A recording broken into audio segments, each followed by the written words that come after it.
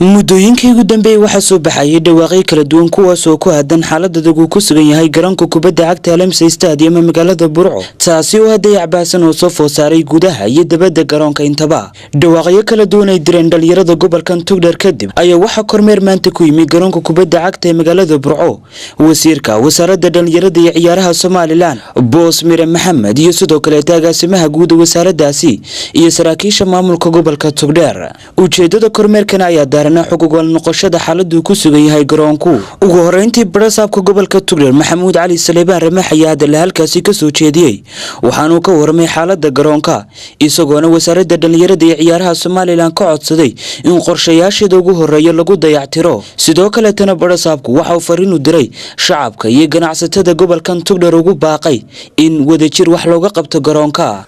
Burco waa garoon taariikhi ah waa garoon alxamdulillah rabbil caalamiin مدن وزير بدكيس وبدقبا اسمهني وقبوبي ديعتير بدن أيو ينوغا باهي هي سيدي هوربان وربحين تكوصو سيرني ميلها وقوم مدن امانتا باهيدا وين وزارة دهان انو قبالهان دي تلماما اننا وي هي لكن وحالي مدن وزير وحان كاعد سنينا ان الحالة سدب iyadoo wasaaradda agaasimahaagii guud kula socdo horena wasaaradda uu joogay in aan noo xalaalaysan sidii aanu tallaabo sharciya uga qaadi lahayn waayo diirma dhaafi karno wixii gobolka ku qadooda wixii idinku u haysaan mooyaane wixii kalena inay Burco isku tashato ama ganacsatada aanu yeerno ama dhalinyarada aan dollar ka qaado ama mushaharkayga aan bilbil jarno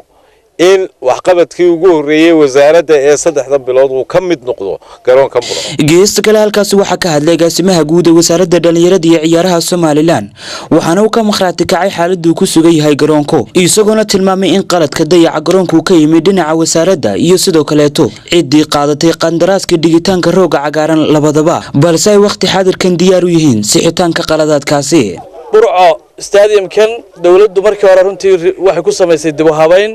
waatii lagu qabtay ciyaarihii 2011 gobolada fayska labaad ee arintan mashruucan rooguna waxay ahayd inuu noqdo dhowr qaybood duruufaa yimi dib u dhaca khaladku xagga wax weey xagga iyaga iyo xagga wax weey dadkii qandaraaska qaatay labada qayboodba ha jiro laakiin waxaanu diyaar u nahay maanta inaanu saxno oo aanu wax weey dhigno oo qorshaha iyaga ayuu ka mid yahay fayskiisa koobaadna wax weey in dhulka la hagaajiyo in gidaarada wax weey dib loo hagaajiyo in tarabuunada wax weey la kordhiyo xukuumadahan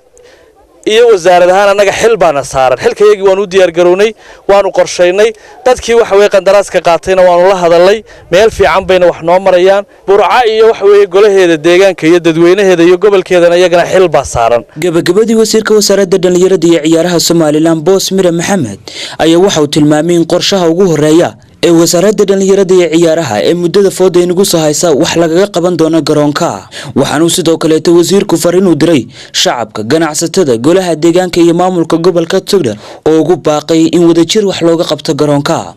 qorshe ayagu waa ku jira Burco magaalada madaxdii labaad wixii laga qabanaya roogu waa yaala sifo walba ku yimaado marka hore magaaladu yaala qorshe ayagu wuxuu ku jira inaanu dhigno roogi waxaanu kaloo Burco laga rabaa in iyana la isku tashado waa looga wadankan iyo dhaqaalihiisa iyo wixii sida yihiin waa in la sameeyaa contribution waa in laga soo qayb galaa dhalinyarada waxa loo sameeyaa wax lagu tabcana dunida dhalinyarada ugu wanaagsan inaga priority dawladahan iyo xusbi ahaanba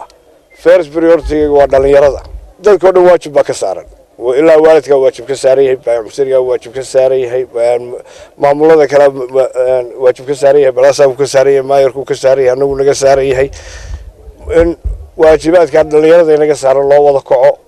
وقربنا دلوه هجاتيو ومريه يكون عياري دلوه هجاتيو أنا وحنوطه بريورتي كوباد أنا وبالما لنا ما يصل قرشة يجنا بريورتي نمبر 1 وده اللي يرضى garoonka Burco waa kuwa noogu horeeya hadii la yiraahdo laakiin gacmoodo jirba wax ku wada qabtaan reer Burco marnaba waxaan ugu celinayaa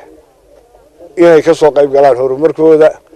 inay ka soo qayb galaan waxa ay qabsan karayaan salaam alaykum mudane wasiir magacaygu Khalid Bakayle waxaan ka socdaa telefishinka Star waxaan jecelahay inaan su'aal ku weydiiyo dhalinyarada Burco si weyn waxay u dhalishaa ay wasaaradda ciyaaraha garoonkii xaaladiisii waad aragtay xogaal bad u tahay sidoo kale aad waxay u dhaliilaan wasaaraddii gobolka iyo madaxdeedii ma jiraan tartamo ama waaba gaabis baa la odhan karaa sida dhalinyaradu ay sheegto